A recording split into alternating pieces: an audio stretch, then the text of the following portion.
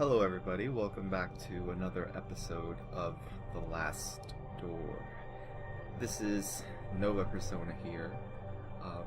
On the last episode, we traveled to this old manor and explored the house a bit, only to discover that something dark and mysterious had happened to its inhabitants.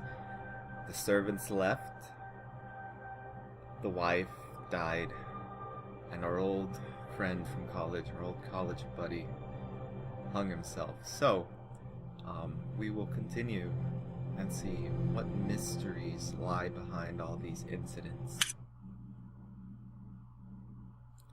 Again, don't forget to turn the lights off, put your headphones on. It's only a very pixelated game, but still. Set the mood. It is October. Well, it's October at the moment of recording. Previously, on The Last Door, Jeremiah Devitt receives a mysterious letter from his childhood friend, Anthony Beechworth. He travels to his friend's manor in Sussex, where he learns of Anthony's descent into madness and the death of his wife, Anna Beechworth. Devitt faces the perils of the house and finally finds the dead body of his friend, who committed suicide. Anthony's final letter warns Devitt of an unknown danger and asks him to remember his past by going back to the boarding school they both attended years back.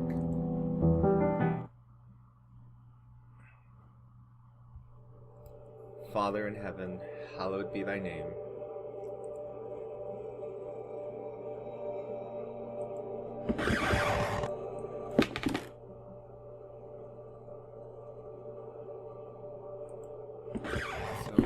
Assuming the role of a priest. Thy kingdom come, thy will be done, in earth as it is in heaven.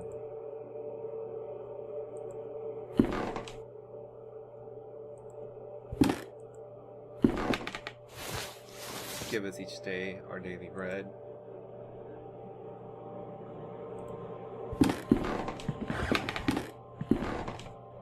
Forgive us our sins, for we ourselves forgive our debtors.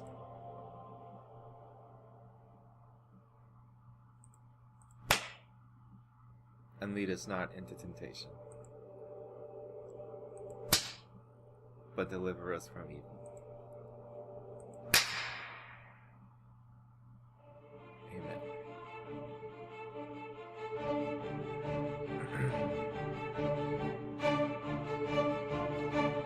So,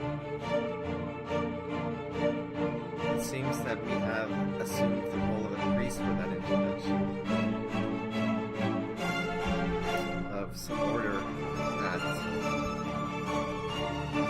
self-working kind. I don't know what that's called. But I'm gonna go ahead and skip the credits here so we can move on.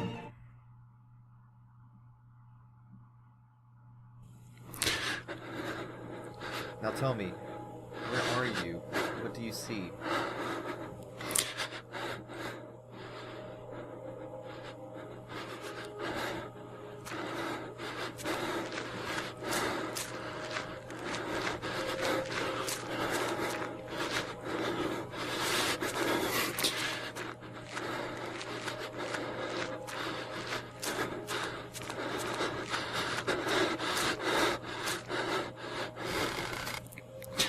Who is it? Is it Anthony? Answer me.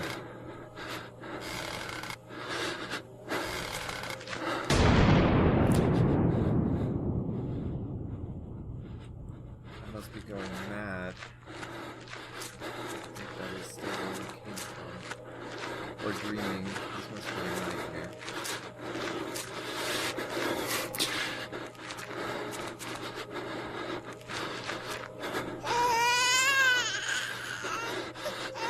Doing? Get close to her. Get close to her.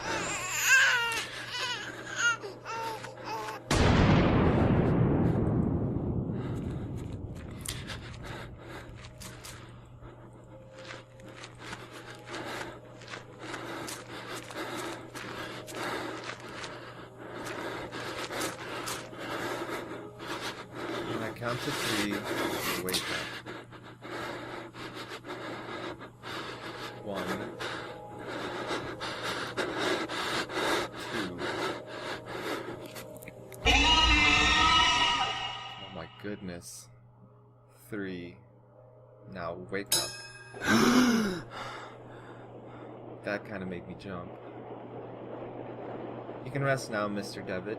That will be enough for today. Are these sessions really necessary? I'm confident that this is the best course of treatment for your symptoms. Now, did you ever see him again? I saw it. What did you see? Can you describe it?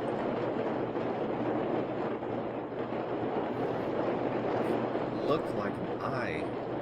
It was like an eye, perfectly rounded and dark, deep and empty, accompanied by the most horrifying, pain-filled screams I've ever heard, inside a complete darkness where an evil dwells deep below. A forgotten fear of human reasoning, but undoubtedly still rests deep down inside our being. In my case, that fear has already awoken. I can understand why you are disturbed, Mr. Devitt. With your permission, I would like to consult on your case with a colleague of mine, a man I've known for many years who is more versed in modern psychological practices. I think his knowledge and experience would be very helpful in enabling us to understand your condition. If you think it would help, Doctor, I leave it in your hands. The agony grows increasingly unbearable, and if you believe this man can help, then I welcome his aid. Thank you, Dr. Wakefield. I bid you good evening.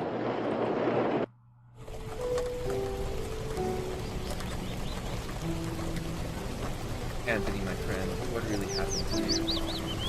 How could you let your wife Anna die so often? These doubts consume my soul. I hardly remember the time we spent together as schoolmates. I confess that beyond pure enduring friendship, I can recall little of those years. Were your words a result of an increasing loss and sanity? In your letter you wrote that someone awaits you. A warning toward me from genuine danger or merely the ravings of a brilliant mind battled by insanity. Something stirs uneasily within my heart.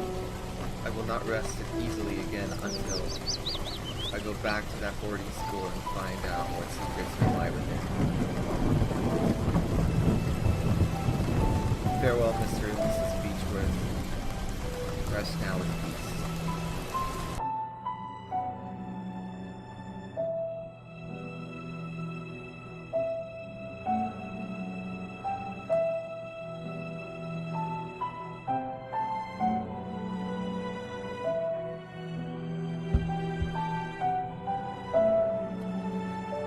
So we're making our way to our old school. Here it is. Behind the gates. Episode 2, Memories. An old, quite damaged mailbox. Is there anything inside? There is a postcard inside the mailbox. Dear Matthew, it has been several months and I still have heard no news from you. My brothers insist that you have abandoned me, but I am sure you remain true. I know that you would never do that to me, for I know your heart and the honesty of your eyes. I got this address from a hospital in London and pray that it reaches you safely. If this is the case, I want you to know that I will always be waiting for you. Forever yours, Juliet Holloway. Alright, so we've taken the postcard. It might be useful later. The Angel Gabriel, the school's emblem. I remember it being very pristine, but it looks neglected and dirty now.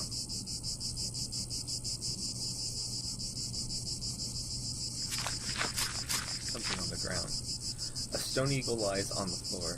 It appears to have broken off of the fountain.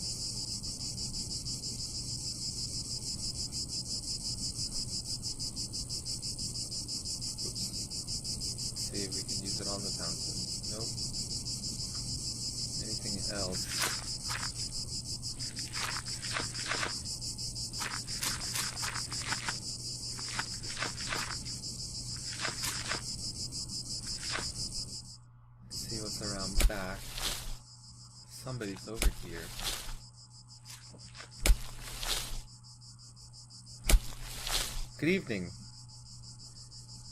I hope you are right and this turns out to be indeed a good evening.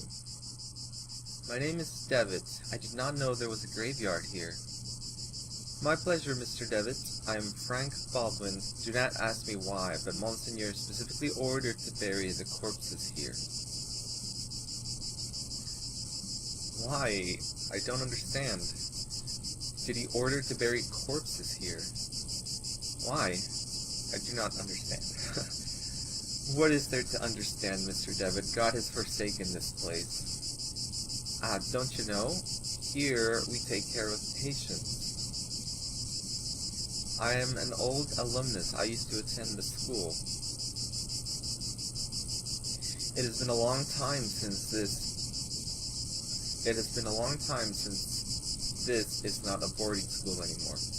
The building is now used as a nursing home, run by nuns. A former student, eh?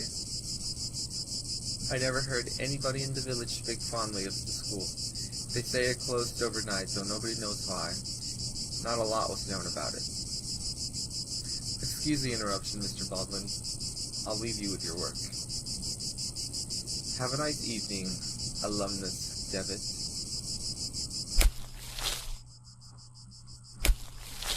This small group of graves has been haphazardly arranged.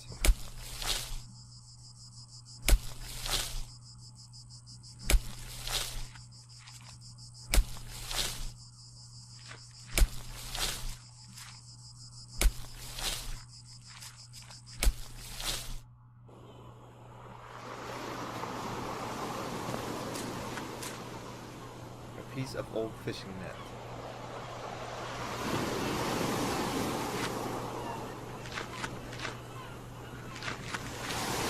Many years of drift, perfectly smooth, this locks them into a small log.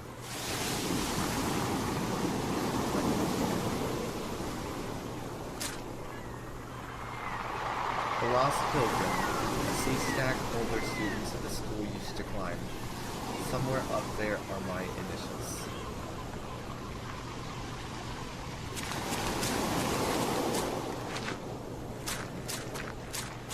Ah, the memories. Well, let us return to business at hand. A locked wood coffin, badly finished. It seems that whoever made it was a bit rushed to finish. I enter from the back. It's locked from the inside.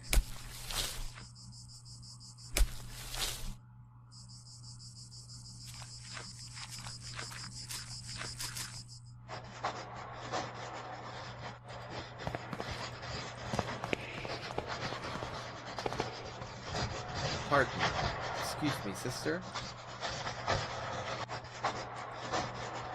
Good evening, sister. Good evening. I'm Mother Elizabeth. What brings you here, Mr. Devitt? I'm a former student of this boarding school. As you can see, Mr. Devitt, this stopped being an academic institution a long time ago and is now exclusively dedicated to prayer and the well-being of the patients under our care. I see. Even so, may I please speak to... Mr. Devitt, I'm afraid that we are too busy to start wasting time talking about past issues. In addition, there is little to say. We sisters arrived after the boarding school had closed down. Everybody but Monseigneur, of course. Monseigneur? Exactly. But you didn't answer my question. Why have you come to this place, Mr. Devitt?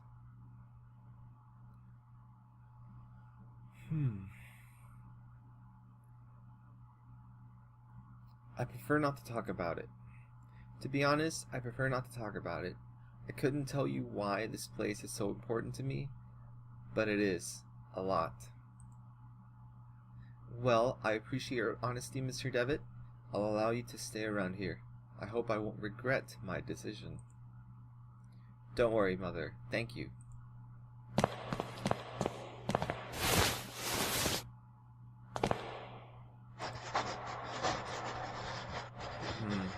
Where should we begin?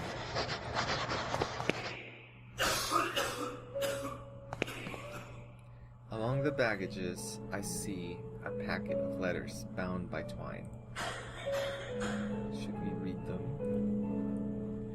I'd ask you not to touch my belongings, please. You're not aware who you are talking to. I'm sorry. Let's see if we can talk to her first. Or him. Doctor. I'm sorry, I'm not a doctor. Pay him no mind. He has been delirious for some days. I'm Miss Mary Binge, and this is my brother, Matthew. Juliet, cough. Why have you left me? Why don't you answer my letters? Cough, my letters. You see, the poor man is still obsessed with his fiancée. He won't accept that she left him months ago. Poor Matthew. I'm very sorry, Miss Binge. I hope he recovers. Thank you. Let's give him the postcard. It's gonna be good news. Mr. Binge, I think this letter is addressed to you. Oh, thank you. Leave it with me if you'd be so kind. As you can see, my brother is too weak to read it. Well, Matthew, let's see who has written to you. Oh, it's a letter from our mother. Dear Matthew, I hope you are recovering. I wish that your beloved sister and you come back home soon. You know how my little mother feels since you left home. Do you remember the good times when we all lived together? I was obviously lying to him. Mother needs more care now. Let's talk to her. Miss Binge is making up the letter's contents.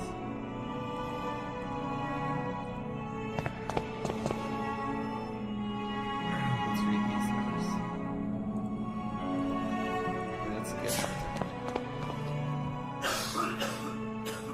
my letters. All the letters I wrote to dear Juliet. You never posted them. But why, Mary? Why would you do such a thing? How could you be so cruel? I had to do it, Matthew.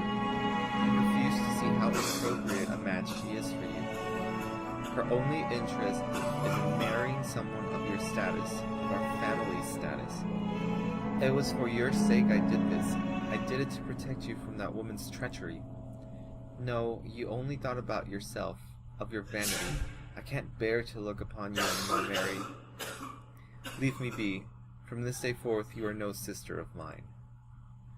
You dare banish me? I, who have stayed by your side all through your illness? Very well, Matthew. You will have your way. I will leave you, and then you will see how very alone you are. Farewell, brother. Thanks be to the Lord that you have come to reveal my sister's cruelty, sir. Please, take this coin as a token of my appreciation. It is my lucky coin, so I hope it serves you better than it has myself.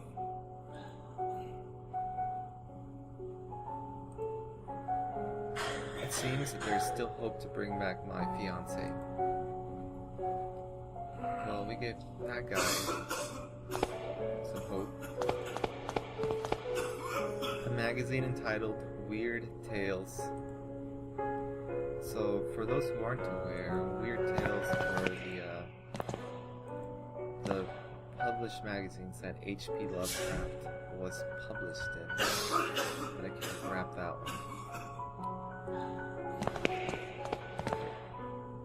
Photographs of people, most likely family and friends of this bed's previous resident.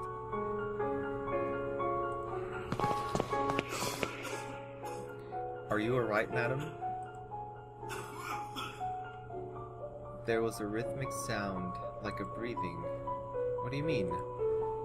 It was last night. I felt an increasing pressure on my temples. Something dry and rough, like tree bark, brushed against my leg, and I saw something on the wall, like a growing shadow. I lit the lamp, and there was nothing. Are you sure it was just a nightmare? Madam? Or, I'm sure it was just a nightmare. And then she fell asleep. She's fallen into an uneasy, fitful sleep.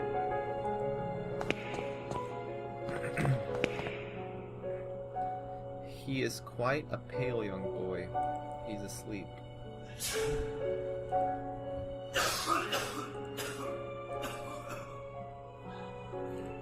I have to try that. Okay. Please help.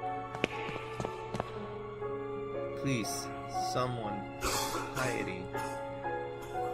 I'm sorry, you cannot be here. Is there some way I can help? Don't worry about it, sir. The Lord looks after each and every one of our patients.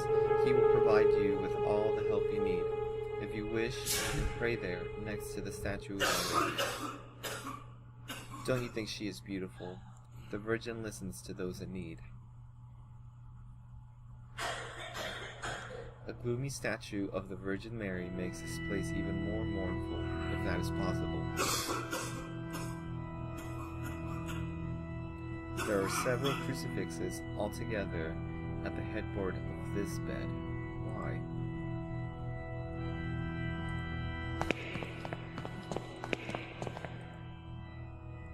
Picture of the Virgin Mary gazing at you, supposedly to portray a sympathy and compassion for you. However, she seems to look more pained and sorrowful here.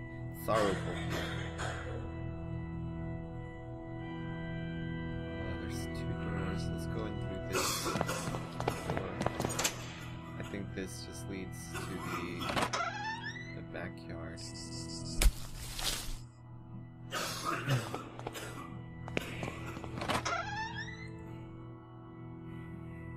More beds. Let's see what's useful in these bookshelves. I remember we used to keep some textbooks here. Now there is a music box. Not a music box. Let's grab it.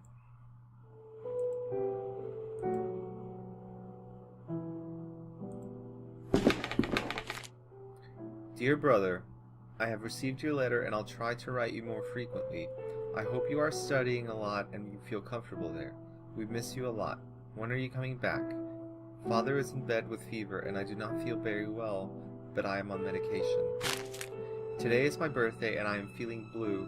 It is a quiet and boring Sunday at the village. Mum is trying to cook a lemon cake like those Grandma used to make.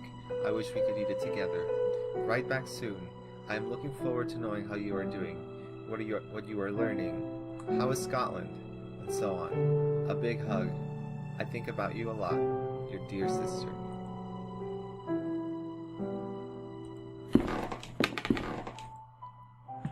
Oh, these are desks.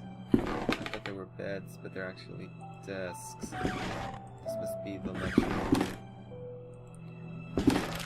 January 15th, 1876. Father Ernest seems unusually troubled today. Several times he paused abruptly in the middle of a lecture for no reason, even during his favorite class, theology. January 18th, 1876. Today, Father Ernest was very irritable. Collins made a comment and was expelled from the class for it, and even Devitt was admonished just for reading a philosophy book. I hope Father Ernest doesn't turn his ire toward me. My father will be disappointed if I fail to get good marks. January 21st, 1876. What was that?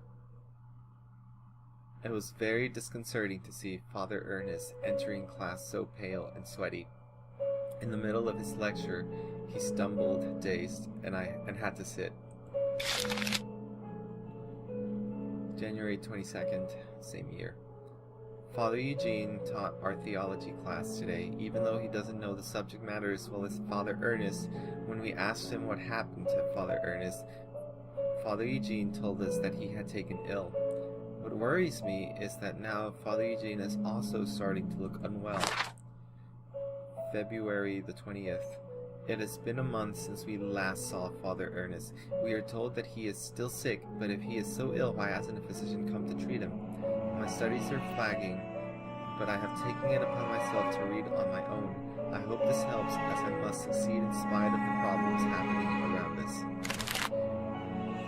23rd of the same month. It was announced this morning that the school is to close closed. None of us know why, and we cannot get a straight answer from the faculty. They each dodged the question, and I'm starting to think they may not know the answer themselves. Their anxiety is palpable, though they try to hide it behind a calm face. But what about Father Ernest? I think he alone is to remain after we vacate the premises. There's a photograph. Must be the last class, and that looks like the statue. I don't know what that black mark across it is. Maybe an ink stain? The two tall figures near the middle must be the two fathers. I think that's coughing. It is the photograph of my graduating class. I see myself, Father Ernest, and Anthony. I do not remember the names of the others. One face has been completely scratched out.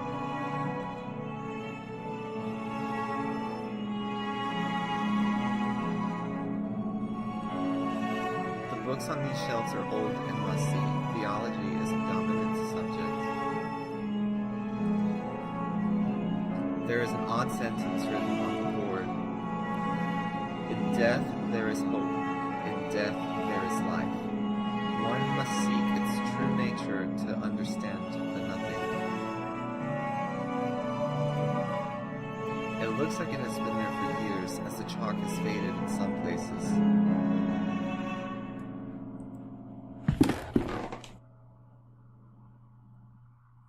I have so many items in my inventory. I don't know what to do with any of these. That doesn't seem that I have needed them.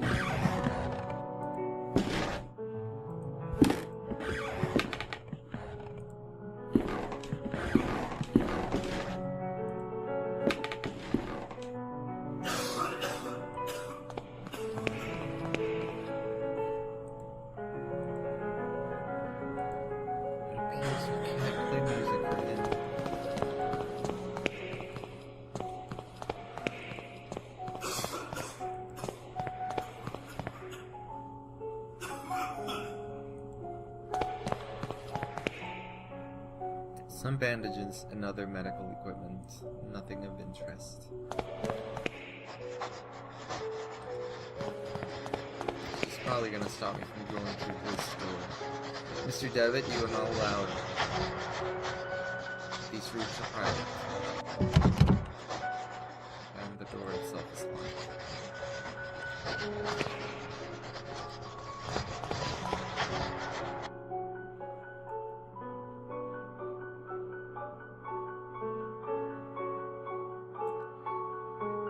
Did Monsignor already live here?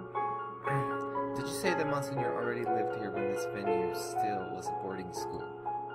Indeed, he was still a priest and professor before he became Monsignor and started to lead this place. I would like to speak to Monsignor. I'm afraid that's impossible. Monsignor has left strict instructions that he is not to be disturbed, not even by any of the sisters. Do you take care of the patients here? Of course, Mr. Devitt. We tend to both the physical and spiritual needs of those in our care. Who is Mr. Baldwin? Monsignor instructed me to take him on as caretaker. Many of the sisters find him a bit strange, but he performs his work well and complains little. Mother Elizabeth, Mr. Baldwin told me that lately a lot of patients are dying. What is happening? Sadly, the Lord has taken many of these unfortunate souls. Thank you, Mother. I leave you with your duties.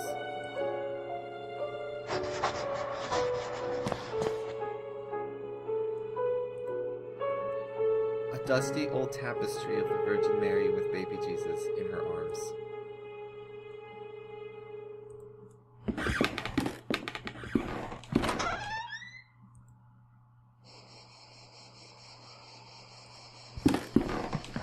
A syringe next to a flask with a label that reads morphine. One of the humble beds where the nuns sleep.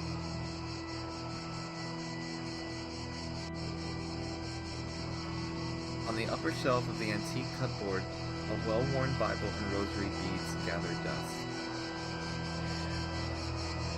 I don't need to grab. Stop this.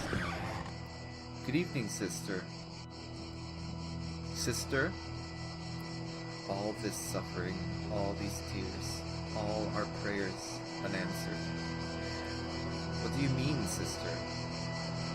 All these years entrusted to the Lord, praying, looking for a sign, for something that can give me strength. Every day I hear them cry, pray, scream, and die. And what for? Where are you, Lord? Why don't you answer me?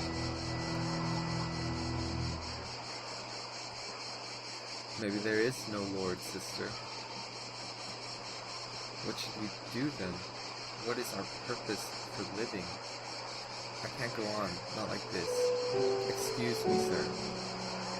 I hope she doesn't kill herself.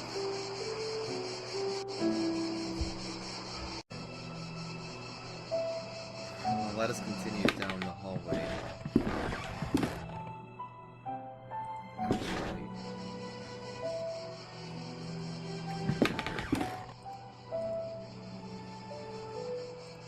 music box.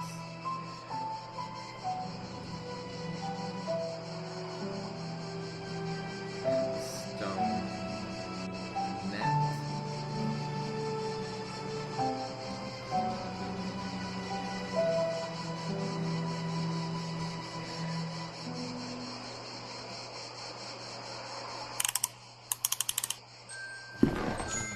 Work on the music box. Oh, what a beautiful melody. It reminds me of my youth when I was vibrant and full of purpose. I knew my path then. Oh, may God bless you, for you have given me the sign I was looking for.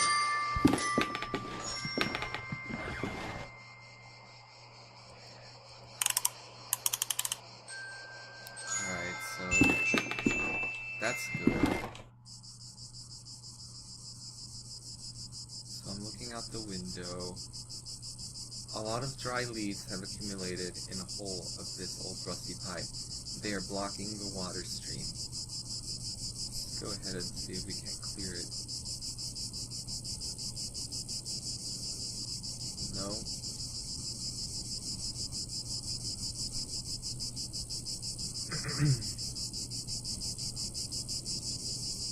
From this vantage, I can see the roofs of Aberdeen beyond that copse of trees.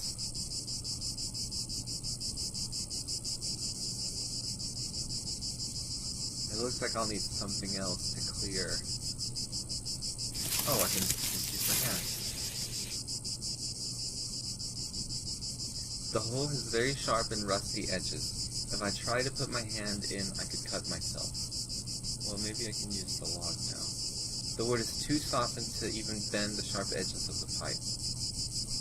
Maybe the stone. See, I tried to do that before. I blunted the sharp edges of the pipe. Now I do not need fear being cut.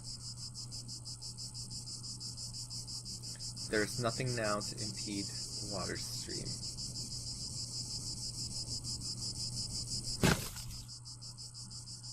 The net should catch anything coming down the pipe. Alright, well that is fortunate. If some object happened to pass through here, I think it would stay caught in the net.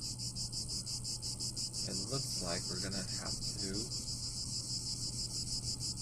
pass something through here.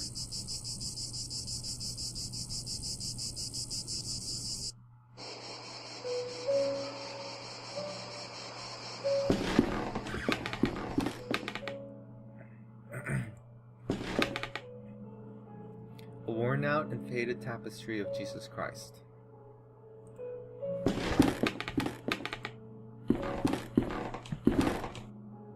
Another tapestry, though I remember from my school days, the student dormitory was here.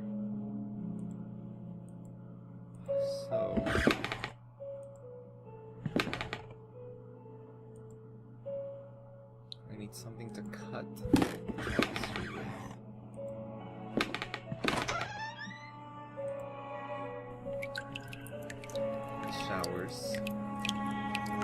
The showers, old, rusty, and poorly maintained.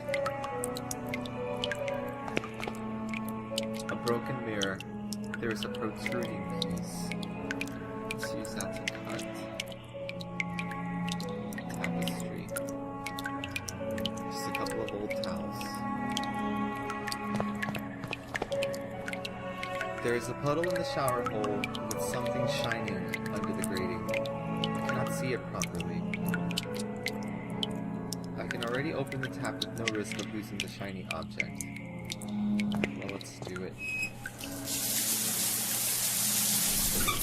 We'll just grab it back at the net.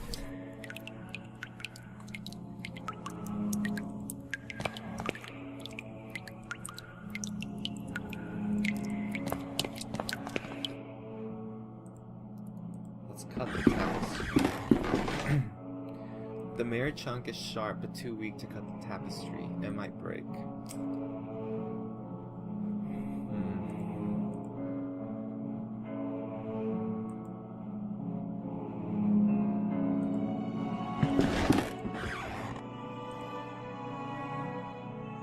Oh, I can examine my items.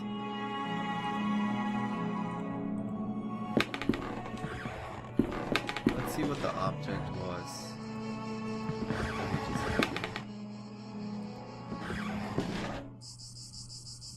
Collect.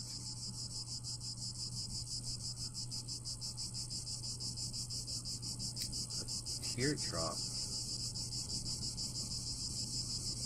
It is a glass tear, probably once belonging to a piece of jewelry.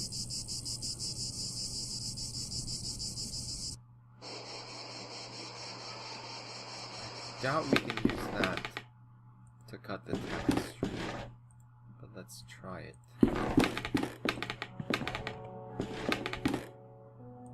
It doesn't work.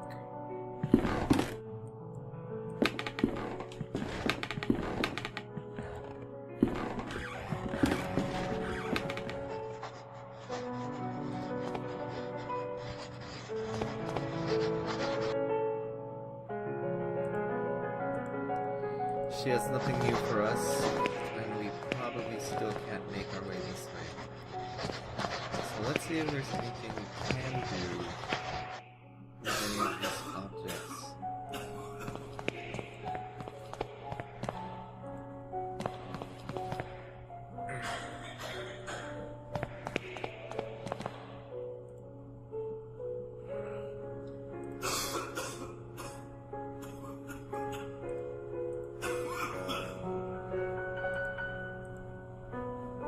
Maybe we can comfort her too with the music.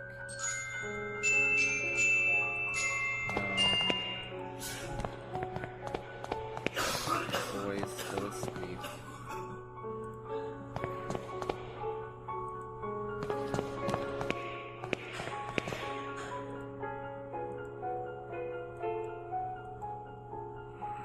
So she's telling us we can't beat her. Don't worry about it. I think it's the same thing. Teardrop. I have placed the glass tear in a hollow of the Virgin's cheek. It seems that it fits perfectly. In the eyes of the fervent devotee, it could look like a real tear. If only I could make it shine.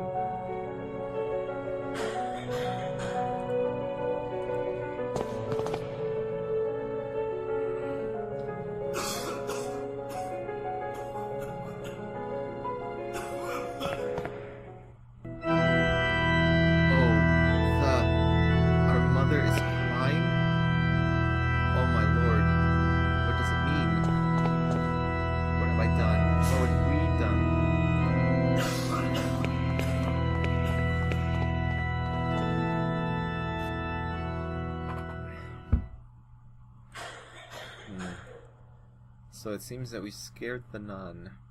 Let's see if we can talk to him. You must help me. What can I do? What's wrong with you? There is little time. I tell them about my pain. I describe the unbearable and endless pain, yet they do not listen. They pass me by without even looking at me. They say that they are praying for me, but that does not cure my ailment. But, sir, I know, but I beseech you. You will be saving me from horrible torture. I will be eternally indebted to you. Oh my goodness, he wants us to kill him.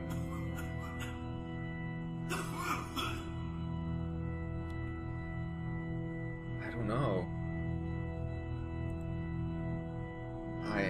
I'm very sorry, sir. I do not wish to extend your suffering, but I cannot pay for your relief at the cost of your life. You asked me to shoulder a terrible burden. I will speak to Mother Elizabeth to see if there's anything more she can do for you. I understand the magnitude of what I am asking. Thanks anyway, sir.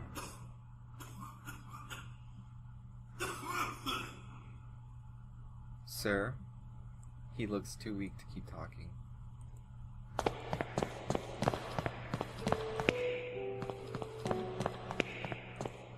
I just couldn't do it.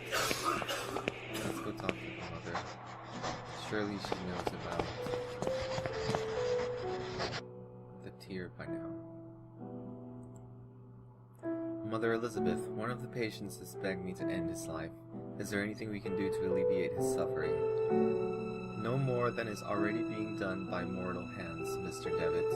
It is for God alone to decide the moment of his release. This is all I can do for him. Take this to him. Thank you, Mother. I leave you with your duties. I think we should go get some of that morphine to ease his pain.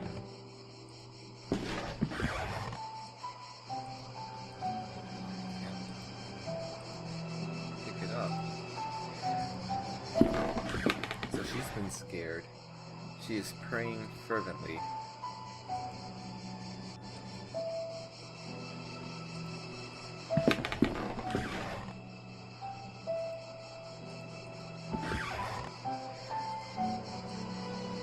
So, the sisters have morphine, but they're not giving it to the patients.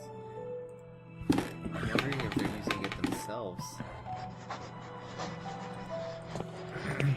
Actually, a worn-out Bible whose pages have become yellowed and brittle by the passage of time.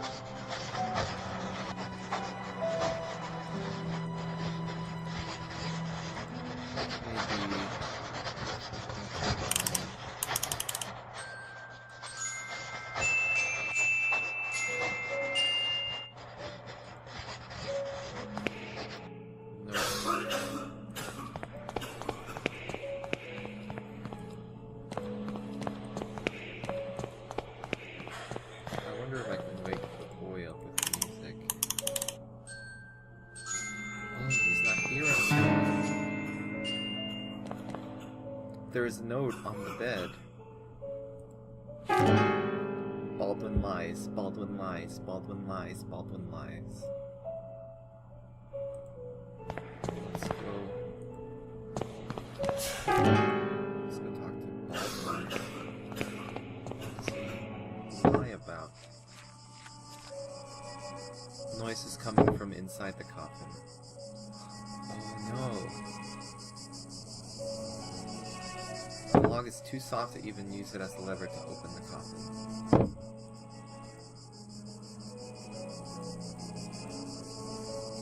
I cannot open the coffin with my own hands. The lid is nailed. Can I use the coin? The coin is too thick to lever the nails out of the coffin. A grave recently dug. We need to find a tool. Some tool.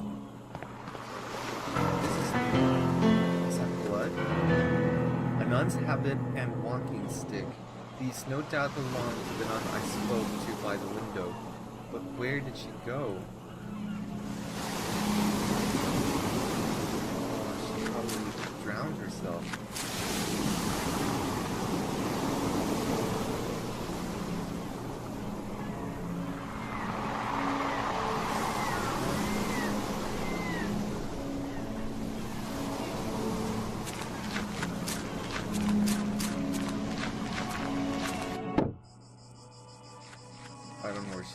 I don't know what I can do. I need to find something quickly to open up this coffin.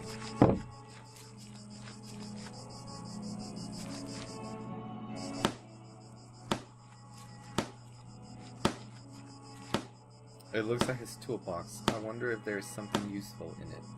I might be able to take a look if I keep him distracted.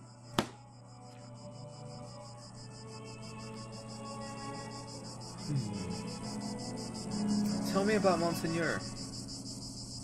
I cannot rightly say, after all these years I have never seen the man. Who knows, maybe he does not exist. But Mother Elizabeth told me that Monseigneur specifically requested her to hire you by letter. I am flattered, my reputation precedes me, but I still cannot tell you anything more about the man. Tell me about this place. Well, the construction of this building was ordered by an Episcopal Bishop of Aberdeen in 1805. What about Mother Elizabeth? She is pretty strict, I can tell you that much, Mr. Devitt. Do not think she likes me very much either. Tell me about Aberdeen. It was the place where I was born and raised, one of the biggest cities in Scotland. If you look to the west towards the northeast, you'll see King's Chapel. It is the highest point of the city. Oi, you seem a bit distracted, Mr. Devitt. Oh, do not worry about it. I'll leave you with your work.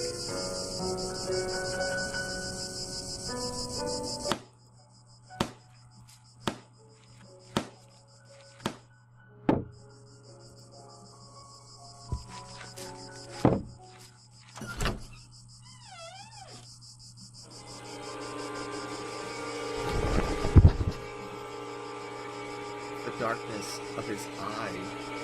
Is he alive? His body is petrified. He has a look of sheer terror in his eyes.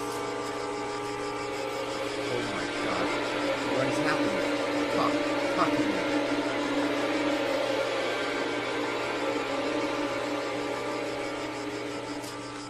me. Mother Elizabeth is trying to make him come to his senses.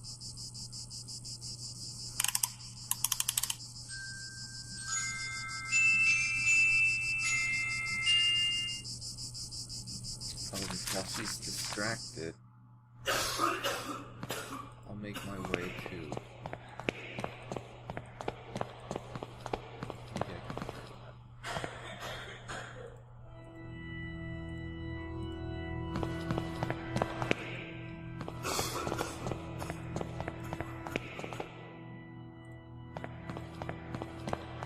I need to find the key. A large, bright, and ornate key.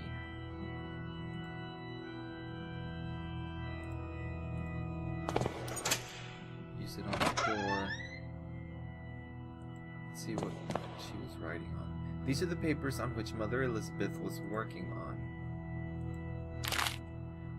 William Nealance, November 13th, 1891, cause of death, cachexia. Notes, scratch marks have been found in his stomach. Elmer Moore, November 17th, 1891, cause of death, pleuresia. Notes, a clear expression of terror on the patient's paralyzed face was found at the time of death. Evelyn Benzie, November 20th, 1891, cause of death, marasmo.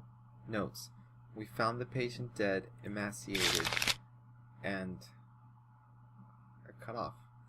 Theodore Hading, November 23rd, same year, cause of death, typhoid fever. Notes, the patient suffered severe hallucinations minutes before death, screamed and shook until the opiates started to take effect. Lena Ashdown, November 27th, same year, cause of death, osteoarticular tuberculosis. Notes, during the autopsy we found some strange black marks on his fingers. Claude Harris, December 10th, same year, cause of death, unknown. Notes, he died while he was sleeping. Nora Dunstan, December 13th, same year, cause of death, respiratory arrest. No notes. Ellen Blair, December 14th, cause of death, morphine overdose. Patient committed suicide. Notes, The patient did not seem to have depressive symptoms or suicidal tendencies. I think it was murder.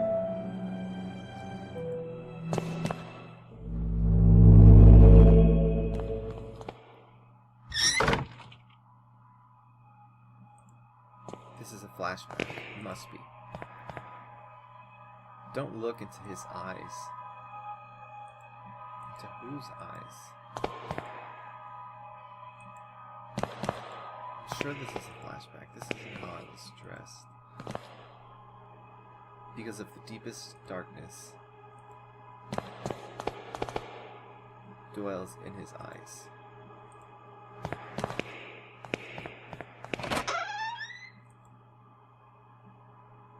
Come in, my son. Did you think you could hide these books from me? They are just classical philosophy books, Father. Plato and Aristotle. Silence. Instruments of falsehood, you mean. Fallacies coming from the snake. Now, son, get on your knees and raise your arms. Apologize to the Lord. Pray to the Lord.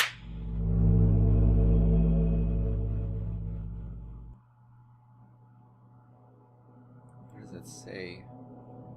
It is Latin. Malum in se. Evil in itself. A strange eye-shaped symbol.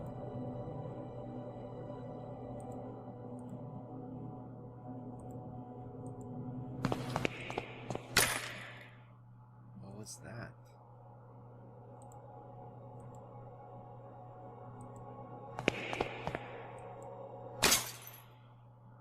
Is that... Are the windows cracking? Eye of the Biad? The bird. Eye of the bird. What does this mean? Are they birds flying into the windows? All of these cracked. A set of crucifixes next to the door. Can I knock them down?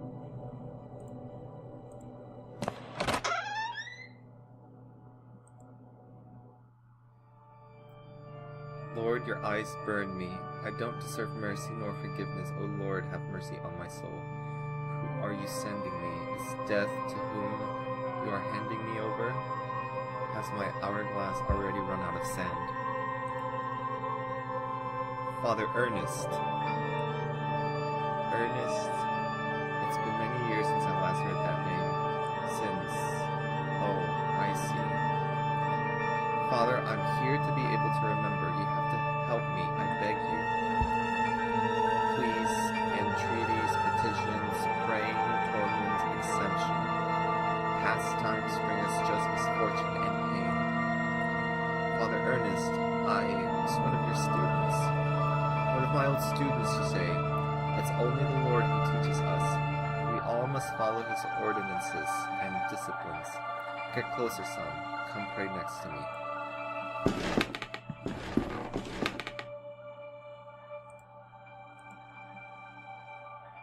The makeshift altar is coated in a dense layer of wax.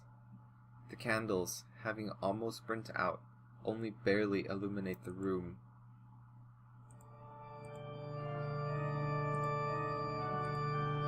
A creepy image of Christ crucified. Inexplicably, it has a dark cloth covering his head. Can I knock it down? He has a large burn covering his eyes. He is completely blind. Despite his decrepitude, extreme thinness, and paleness, I can still recognize Father Ernest, but he seems far away, like in another world.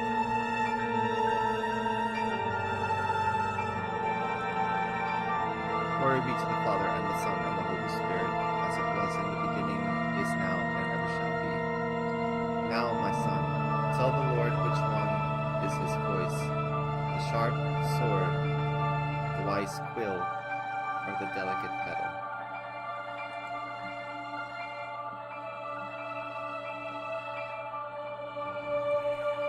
The sharp sword. Yes, that's it, my son.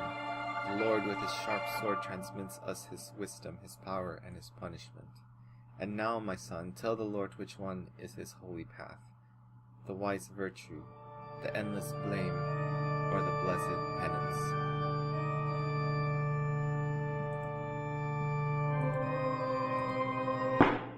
No, no, no, your soul lives embraced by the darkness. Now, my son, tell the Lord who you are, the faceless pilgrim, the gate guard, or the lost seaman. No, there is no salvation of the Lord for your soul. Now leave me, I have to purify my soul. Let's try that again.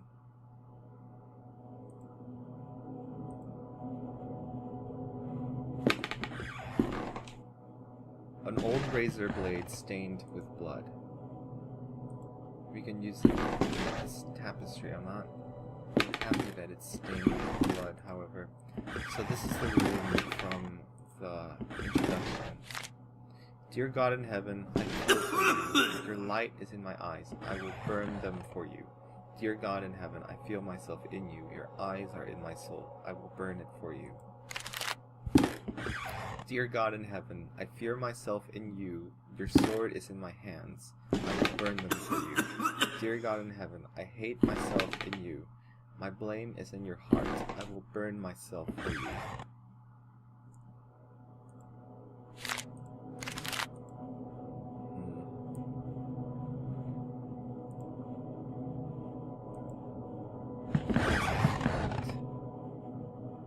Despite being blind, he preserves good hearing. I must be more careful when moving.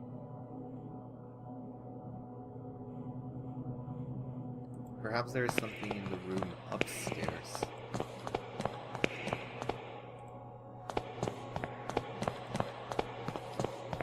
That will be of use for us.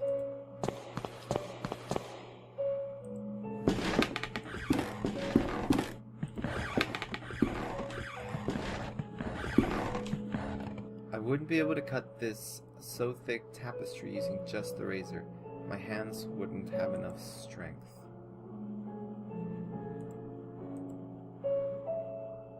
Using the wooden stump as a handle, I can use this to cut.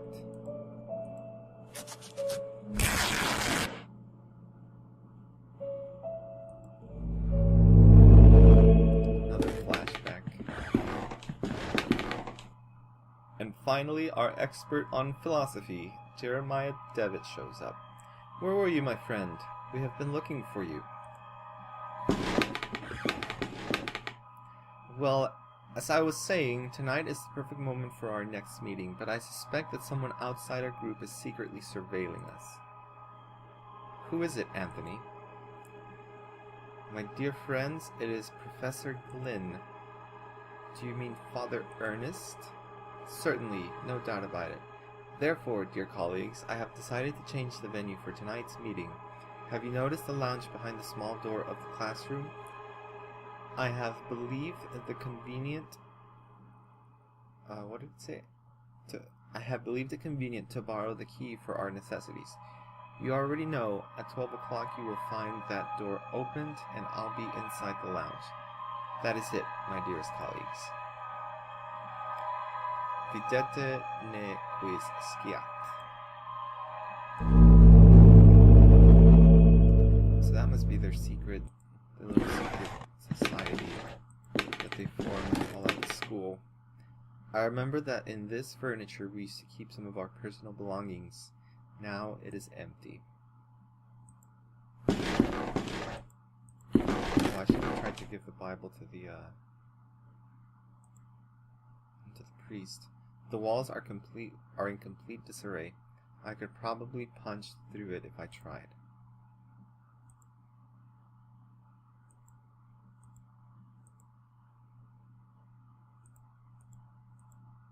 Maybe I can use this to break it through. No. I guess that would do nothing since it goes outside. I remember that this is the bed where I used to sleep when I was a student here. A dusty mirror. Can I move the mirror? It looks like there's something right there, but that seems to be of no consequence. Well, I think we just needed to remember that information here. It doesn't look like there's anything else I can do at the moment. So let's go to the classroom. This is not it. Where's the classroom? It's downstairs, I think. Still can't find that.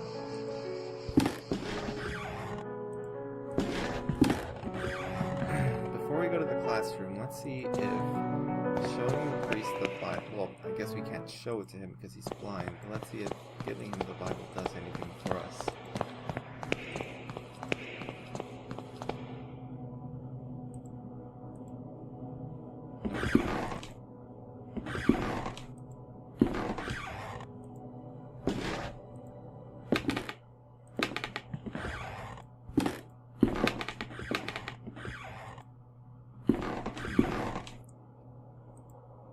So, it looks like I'll need to do something, because I don't know if there's a way that I can sneak past him for now.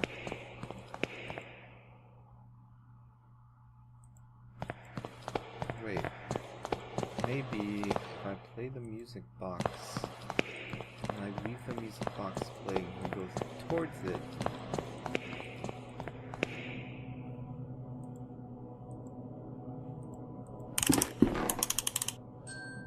I know you are there. You didn't hear me? Get out of my room. No, that just gets me kicked out immediately. Alright, so let's go to the classroom and see if we can't find that secret room. Although I think I'll need a key, but I'm not sure where I would find the key.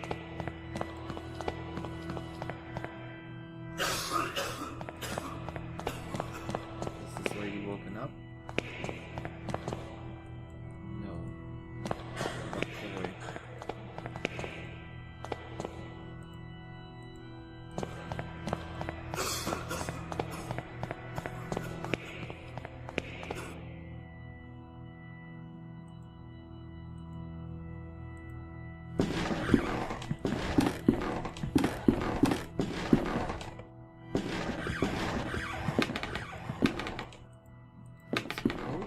There's some sort of secret room from what I remember of that conversation.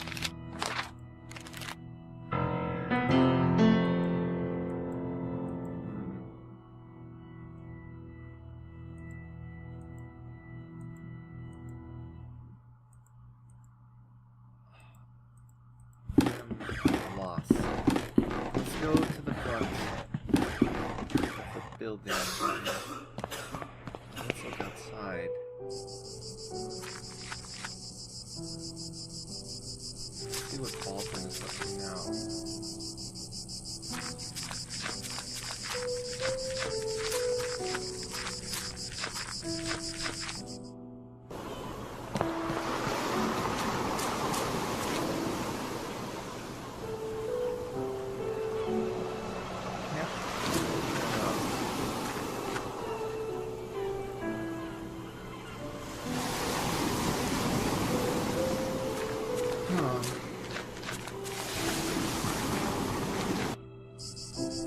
I'm at a loss here. Let's go around to the front.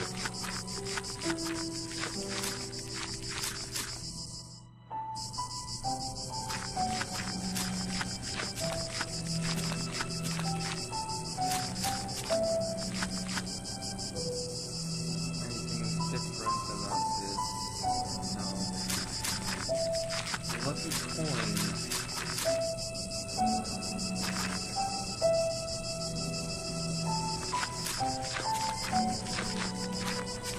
So it doesn't look like I've missed anything outside the house. I don't know where Baldwin has gone. He was working at the front earlier.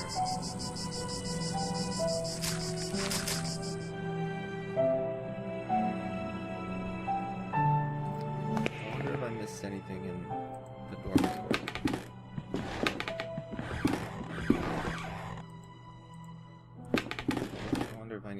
prefer the Bible.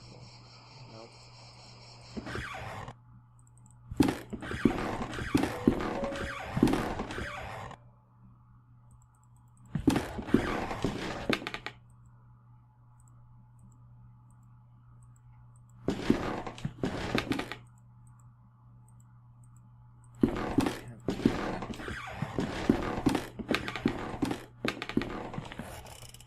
Oh, I need to go to sleep for a little bit.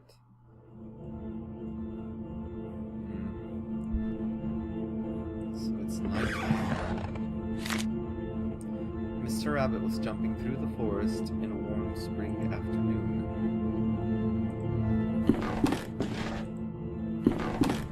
Not liking this. So I guess because it was 12, or it needs to be 12 before I triggered anything. When going through a bush, Mr. Rabbit ran into Mr. Wolf, Mr. Vulture, and Mrs. Snake, who were having a heated argument. Just light. I guess it's just light.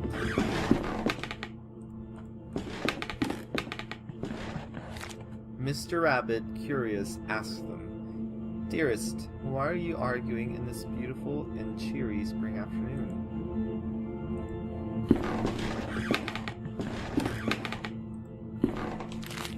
Mr. Wolf answered politely, "What we are trying to decide here is who of us will have the pleasure to eat you up."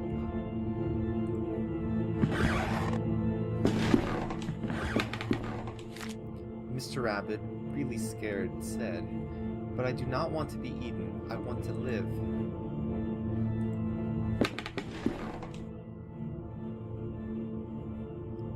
So this looks like a completely different location. To which Mrs. Snake answered, smiling, "That is impossible to happen, Mr. Rabbit, since we all, both you and us, are going to die sooner or later. Don't you think so?"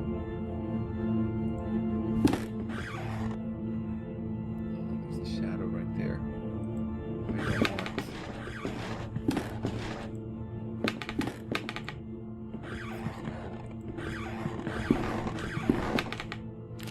Wait, I missed one. Mr. Vulture added, "Mrs. Snake is right. We should stick to the issue at hand. It is getting late, and, as you see, we do not agree. Do you want to help us decide, Mr. Rabbit? Who would you suggest as the one to eat you?"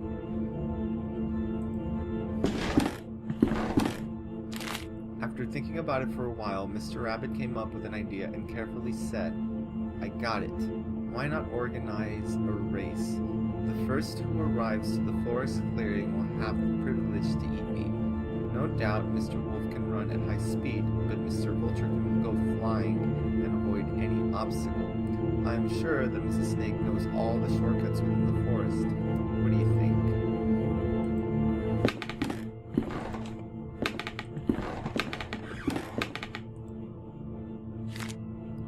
The three predators agreed that it was fair, so they started the race and they quickly disappeared.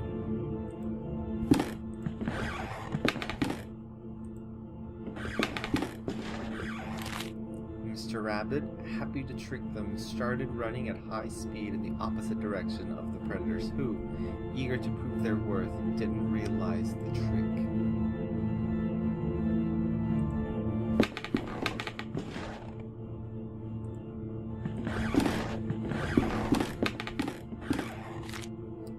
Mr. Rabbit was far away from there, and he finally felt safe, happy, and proud of his cunning. But suddenly, there was a loud bang, the earth shook, and frightened birds flew, and everything went dark. The end.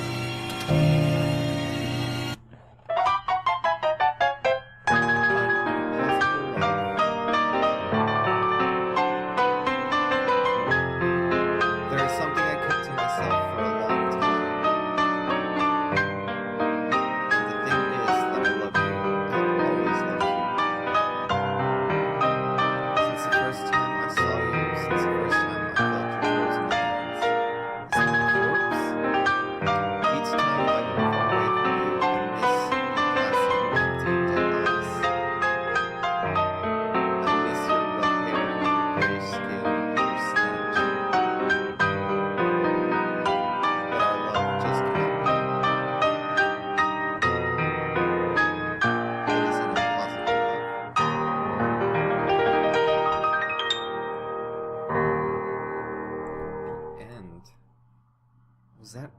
what's his face? Baldwin? No, not again. How long have I been sleeping? What was that all about?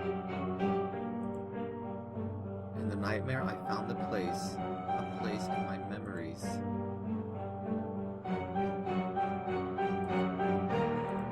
It must be the room. Classroom. Let's go there. Post haste.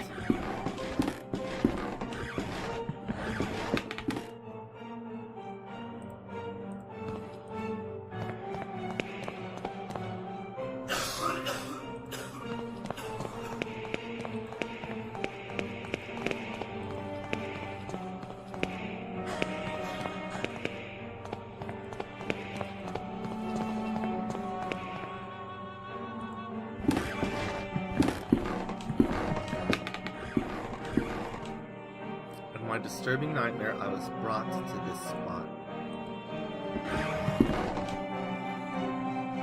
It is the trapdoor I saw in my nightmare.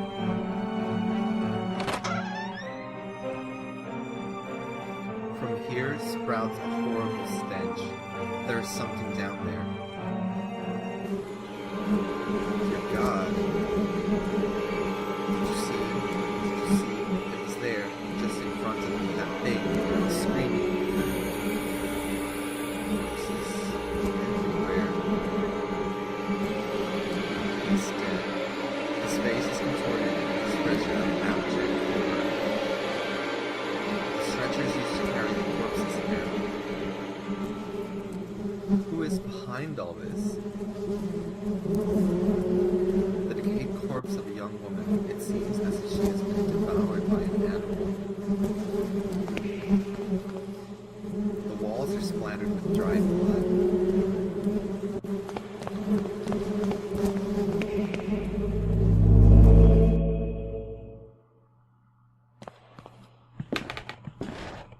Punctual as always, Devitt. Now all that remains is to introduce our guest. You may come now, Professor. Father Ernest? Do not worry, my friend. I invited him to join us this evening. The professor genuinely shares our curiosity, and who better to complete our group than one of the most renowned theologists? Moreover, we mustn't ban those who are willing to explore beyond the veil. The moment we have long awaited has now arrived. Please, all of you, take a seat and we shall begin the procedure. Soon the door be open, and then we may finally see what lies beyond. Now, I ask that you close your eyes. You will feel a momentary prick as I inject you with the serum. So it seems that we're doing some exploration of consciousness. Is what we saw during that moment with the eye? Even after all these years, I have not forgotten your voice. You are the fourth witness. I remember now what happened. What is that we saw? The eye of the bird. Malum ibn Se. What happened to us? What is it that we witnessed? You must tell me. You must make me understand and what my mind cannot fathom. You must make me understand what my mind cannot fathom. It was our curiosity that damned us. We opened that which should not be opened. In doing so, we shortened the veil that separated our world from his. In seeking vision, we were ourselves seen by the eye of the bird. It remembers us, it looks for us, it calls us from its dark nest, from its abominable lair. All these years I have attempted to return to it, but I have no strength left. These poor, wretched creatures are too fragile. They lack the sight to return. Not one of them has. Only us, the four witnesses. Who are the other two? Where are they? They disappeared as you did. I haven't heard from any of you, but I was seized by curiosity.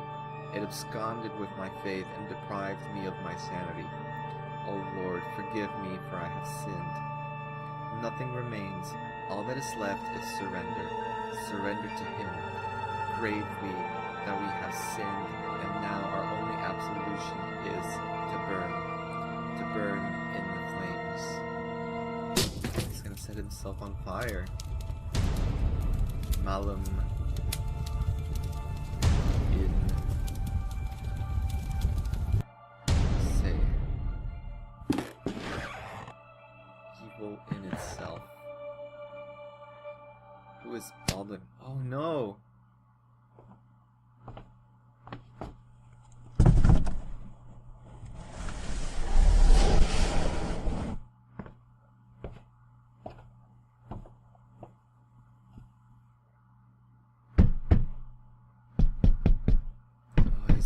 Locking us in a coffin. He's nailing it shut. And he's throwing dirt on top of it. He's burying his life.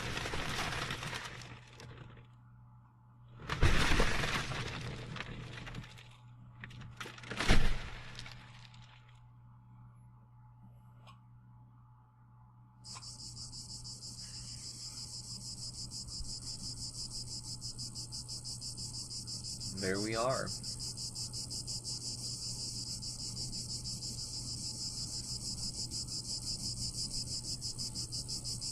Well, everybody, it seems that, from what I gather so far, is during the group's explorations of the unconscious or subconscious, or other consciousness, we discovered some sort of evil entity that now haunts us and seeks us. I don't know why all of the corpses were being shown to the entity, or I guess sent to the entity. I don't understand yet what's going on. And this Baldwin character, there's more to him than we know as of yet. He may be one of the students, actually, who was one of the witnesses, so we don't know. We don't know. Anyways, that was episode 2. Join me again for episode 3 coming soon. If you're enjoying the series, go ahead and leave a thumbs up, subscribe, and that will just let me gauge the interest in these kinds of games. Don't forget to leave a comment if you would still like, and thank you all for watching. I'll see you in episode 3.